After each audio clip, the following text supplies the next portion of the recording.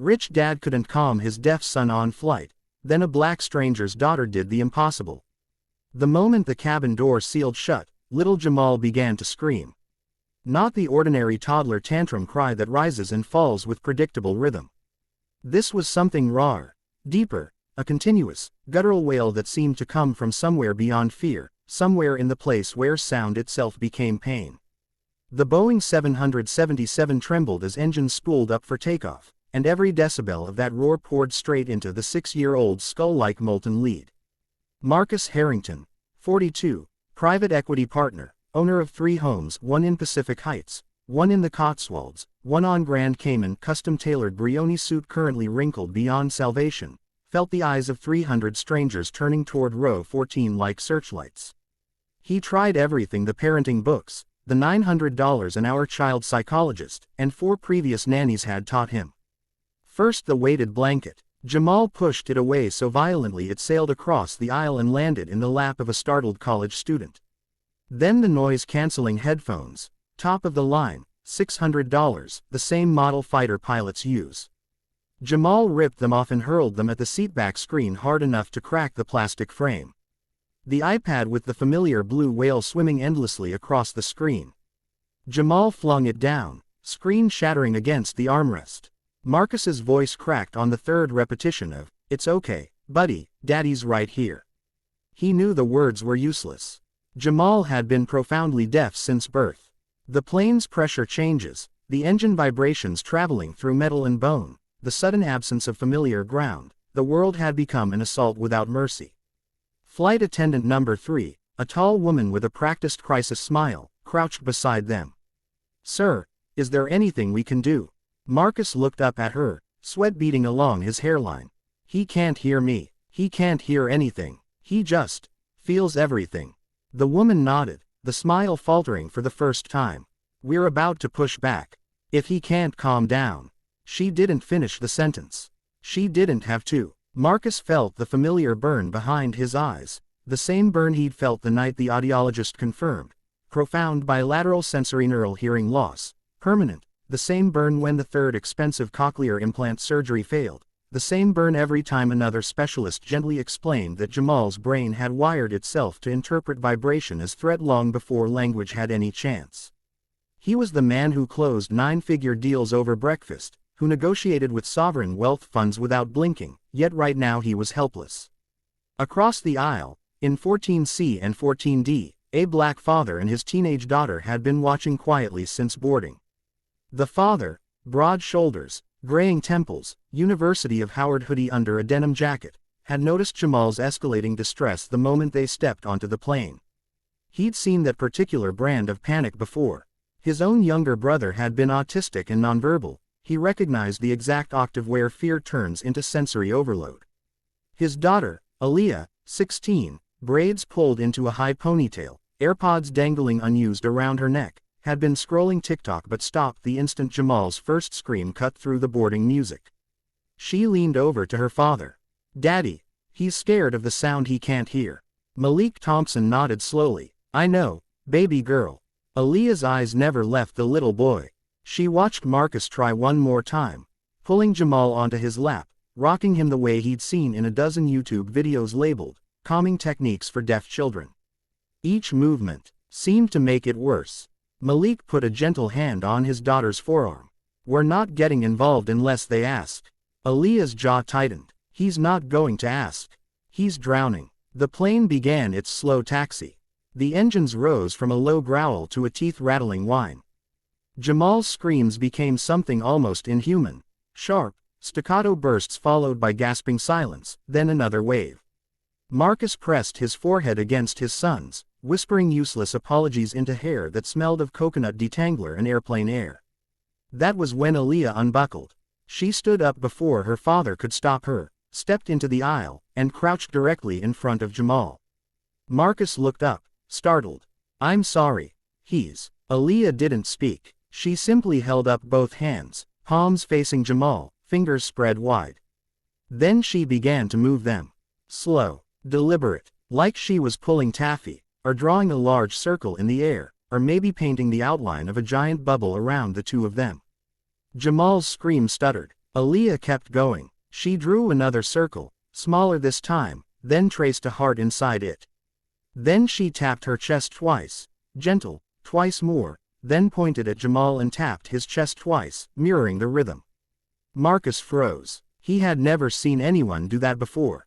Not the ASL teachers, not the therapists, not even the signing interpreters at the children's hospital who always spoke at the same time they signed. This girl was signing without words. Signing with her whole body. Signing like movement itself was the language. Jamal's breathing hitched. The scream dropped half an octave. Aaliyah smiled. Not a big smile, just a small, private one, and repeated the heart motion. Then she placed both palms flat against each other, prayer-like, and slowly pushed them apart, as though she were stretching an invisible rubber band between them. Jamal watched, mesmerized. His hands, which had been clenched into fists, slowly opened. Aaliyah reached into her hoodie pocket and pulled out a single, bright orange silicone bracelet, the kind people wear for causes.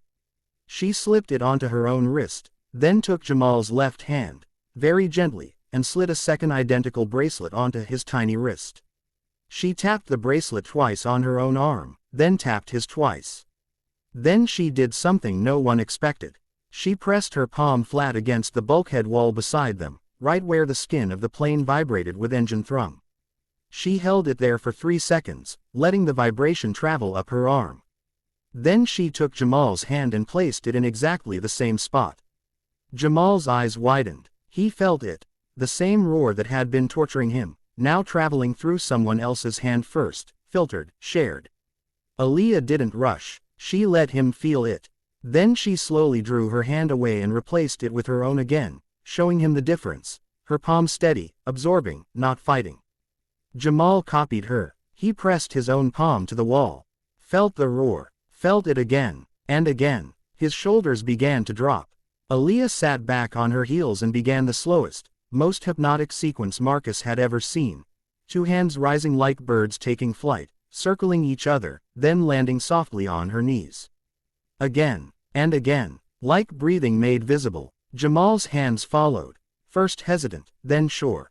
By the time the captain announced they were next in line for takeoff, Jamal was no longer screaming. He was breathing in rhythm with the girl's hands. Marcus realized he himself had stopped breathing. He inhaled sharply, a sound that was almost a sob. Aaliyah never once looked at Marcus. All her attention stayed on Jamal. She signed one more thing. A simple gesture. Flat hand, fingers together, touching her chin, then moving outward in a gentle arc. Later Marcus would learn it was the ASL sign for, "Thank you," but in that moment it looked like a gift being laid at someone's feet. Jamal blinked once, twice. Then, impossibly, he signed it back. Not perfectly, not cleanly, but he copied the motion, small hand trembling, and returned the thank you.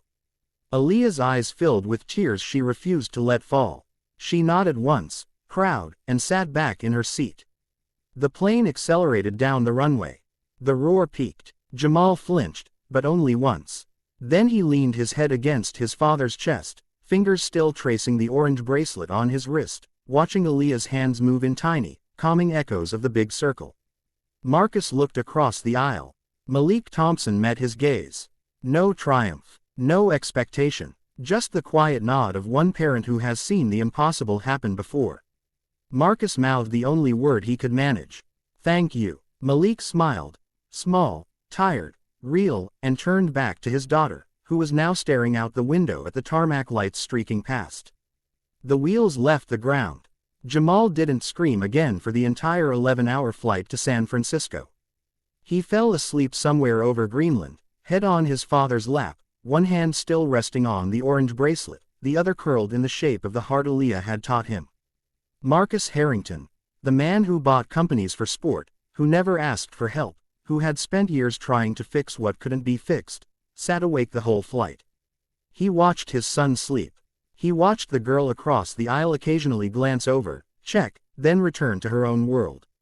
And for the first time in 6 years, Marcus didn't feel the need to control everything. He just felt grateful, quietly, deeply, stupidly grateful. The plane touched down in the soft gray dawn of the Bay Area. When the seatbelt sign dinged off, Aaliyah stood first. She reached into her backpack, pulled out a small notebook, tore out a page, and wrote something quickly.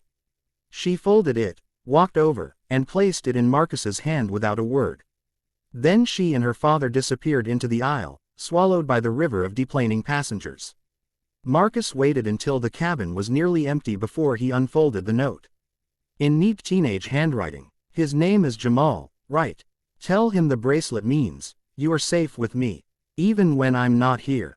Tell him the heart means, I see you. And tell him I'll be looking for him at baggage claim every time I fly this route for the next 4 summers. Because I'm studying to be an interpreter for deaf kids. And I just met my first student. Aaliyah. Marcus closed his eyes. The tears he'd been holding since takeoff finally fell. He looked down at his sleeping son, at the orange bracelet glowing against brown skin, at the tiny hand still shaped like a heart. And for the first time in years, he didn't try to fix anything. He simply held on.